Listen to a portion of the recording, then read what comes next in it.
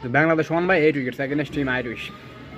অবশেষে সমালোচনার অবসান ঘটিয়ে আইরিশের বিপক্ষে বইয়ের দোয়া ক্রিকেট টিমে শীতে জিতে গেল। অভিনন্দন অভিনন্দন বাংলাদেশ বইয়ের দোয়া ক্রিকেট টিম প্লেয়ারদেরকে, যেখানে তারা ডমিনেট করে ভেবে ম্যাচটা যেহেতু জিতলো। এটা কি জেতার মতো ভাই, আসলে এই খেলা দেখে মনের মধ্যে কোনো শান্তি নেই। এর মনে করেন তো অশান্তি এই সমস্ত খেলা দেখি। মানে তারা প্রত্যেকটা ম্যাচে তারা মানে ম্যান পরিবর্তন করতেছে মিডল অর্ডার ফিনিশারে, যেখানে শামীম হোসেন, জাকির আলী, নুরুল হাসান সোহান এই সমস্ত মানে প্লেয়ার দিকে আদৌ কি চললো বাংলাদেশ ক্রিকেট টিম?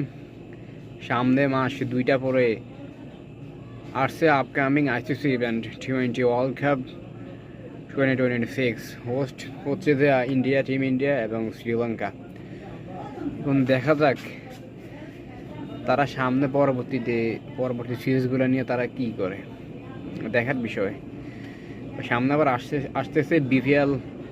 দেখি, এটা হচ্ছে সাব্বির রহমানের শেষ একটা প্রত্যাবর্তনের শেষ একটা সুযোগ। সে যদি হোয়াইট বলে T20 গেমটা যদি ভালোভাবে ডমিনেট করে খেলতে পারে বল বাই বল, সেটা আসলে খুবই দেখার বিষয়। আমরা আশা করবো সেই জন্য দলের মধ্যে কামব্যাক করে।